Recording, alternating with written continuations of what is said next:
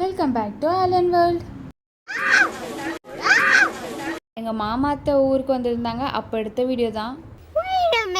எப்போன்னு கேட்காதீங்க, எப்பயோ. ஏபிடி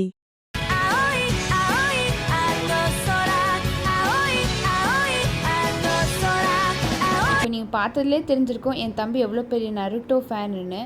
நானும் 10 நிமிஷமாக அவன் கை மட்டும் தனியாக ஏதோ ஆடிட்டுருக்கே என்னன்னு பார்த்தேன். அப்புறம் தான் கண்டுபிடிக்க முடிஞ்சிச்சு அது நருட்டோன்னு. சரி அதை விடுங்க.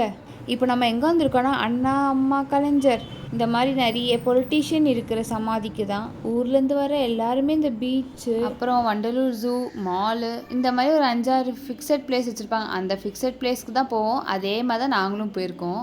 முதல் 2 நாள் நாங்கள் சும்மா வீட்டில் தான் இருந்தோம். நாங்கள் சென்னைக்கு வந்த புதுசில் இந்த ராட்டினத்தில் விளாண்டது, அதுக்கப்புறம் இப்போ தான் விளாடுறோம். கொஞ்சம் பயமாக இருந்தாலும் நல்லா தான் இருந்துச்சு. பாம்பே பேல்பூரியம் நாங்கள் வந்து ஃபுல்லாக சுற்றிட்டு ஒரு ராட்டினத்தை போட்டு இப்போ சாப்பிட வந்திருக்கோம். வாங்க என்ன சாப்பிட்றாங்க. மசாலா பூரி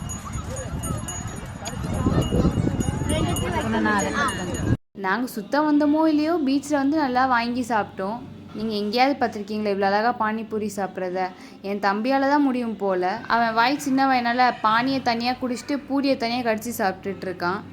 கேமரா ஓப்பன் பண்ண முடியலன்ட்டு அவனை எப்படி ஃப்ரெண்ட் கேமரா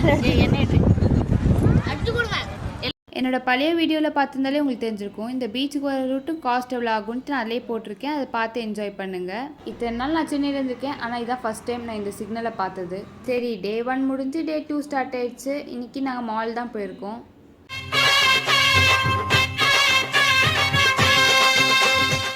இப்போ நாங்கள் 4 மணி போயிட்டுருக்கோம். நெக்ஸ்ட் செஷன் மாற்றிட்டாங்க.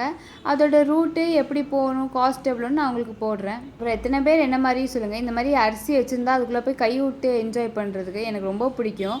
இப்போ இந்த வீடியோ எடிட் பண்ணும்போதே நான் அதை பார்த்துட்டு கை விடணுன்னு ஆசை வந்துருச்சு. அடுத்த நீங்கள் என்ன திங்கிங்க? அரிசி. நீங்கள் யோசிப்பீங்க இங்கே போயும் வேறு எதுவும் வாங்காமல் என்ன ஸ்நாக்ஸாக வாங்கி தள்ளிட்டு இருக்காங்களே என்னன்ட்டு. ஆனால் நாளைக்கு நாங்கள் அந்த மாதிரி ஒரு இடத்துக்கு போக போகிறோம். அதனால் இப்போவுமே ஷாப்பிங்கு. எனக்கு என் ஃபேமிலிக்கு சோறு தண்டா லட்சியம். அப்புறம் என்ன ஃபுட் கோர்ட் போயிட்டு கொஞ்சம் நிறைய பொருட்கள்லாம் வாங்கி சாப்பிட்டோம் ஷேர் பண்ணி.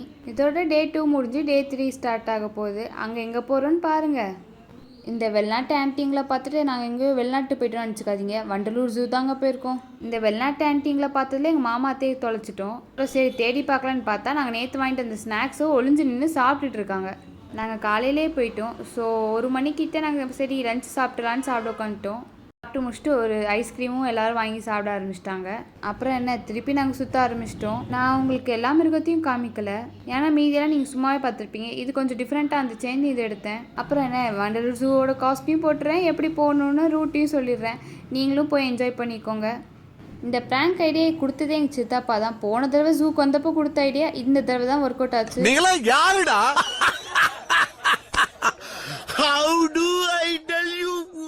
காலேஜில் இவங்களை பார்த்துட்டு இருக்க முடியல, இங்கே வந்தால் இங்கேயும் வந்து உட்காந்துருக்காங்க என் ஃப்ரெண்ட்ஸு. என் ஃப்ரெண்ட்ஸ்க்கு மரியாதையே தெரியாது. யாராவது பக்கத்தில் இருந்தால் கொடுத்து சாப்பிடணும்னு தெரியாமல் திரும்பி உட்காந்து சாப்பிடுது பாருங்களேன். vlog முடிஞ்சிச்சு, பாய்.